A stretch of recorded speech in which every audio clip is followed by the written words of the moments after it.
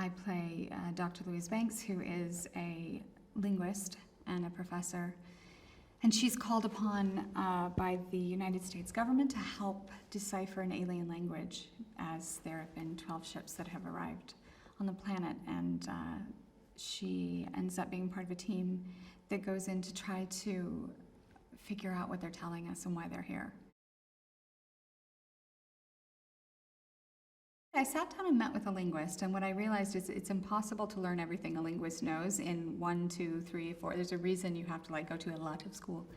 But the thing that helped me and kind of freed me is I always assumed that a linguist was an expert at speaking languages, when in reality it's not always the case, because there are different types of linguistics. And she said, the linguist I spoke to said, I understand languages, but I don't speak them. She only speaks, I think, 2 languages. So that freed me up, because I was like, I have to play a person. She's like, I'm not a translator. And I was like, there's translators and then there's linguists. She studies though my character speaks a couple languages, she more studies the anthropological significance of language and culture, and sort of how people speak to another and how languages originate. So yeah, I did a lot of reading, and I realized I wouldn't be a good linguist. Denis is another huge reason that I was attracted to this, because once I read the script and really loved the character, I sat down with him, and the way that he saw it was how I read it, which isn't always the case. And so he really wanted to tell it as an intimate story of this woman, and it just happens to be placed in this amazing sci-fi universe. And so I knew that it would have a really deep heart, and that was important to me. And yet be really visually interesting. And he had such a wonderful way of describing to me what the aliens would look like, and how the language would be expressed. And yeah, he's a very special director, a very special man. Ian is more scientific.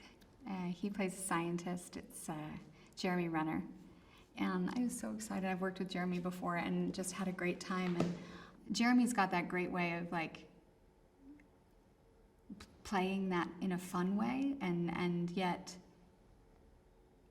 having worked with him on American Hustle, and he played this amazing character in that. And due to editing, everybody's characters, but you didn't get to see all the scenes where he was so vulnerable and emotional. And I just knew he would be so awesome as Ian, as this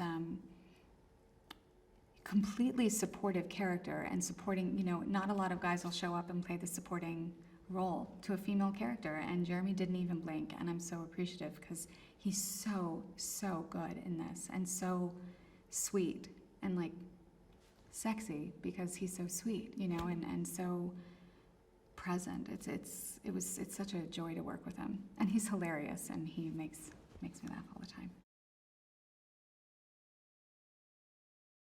The sphere is the spaceship, and Denis, one of the things I was excited about when I sat down, and again, my kudos to the visual effects, and kudos to all of these artists who create these universes that I just get to place these characters in. It's kind of just a sphere, and it's this beautiful, seamless black object that floats above the ground. And that's where we do the majority of our work. And it's this anti-gravity existence. It's like an altered gravity, altered universe, and yet we can exist within it to communicate with these beings. Ian communicates through mathematics, and that's a very valid way to communicate. You can communicate through code, you can communicate, with numbers and patterns, and that's how he learns to communicate. And I communicate through connection, and in a way, the same way, through pattern, through repetition. And we work together, and we find this way to communicate with them that then can break down the way that they communicate. And I began by doing the spoken word, and I realized that's pointless, so we begin to communicate with them through visual communication, and that starts to work. And then we get to see their amazing way of writing, and we have to decipher what their language means. It's fun. Well, there's 12 ships that have arrived, and of course, it puts the world on edge. We're not sure why they're there, but they seem to be desperately trying to communicate something to us.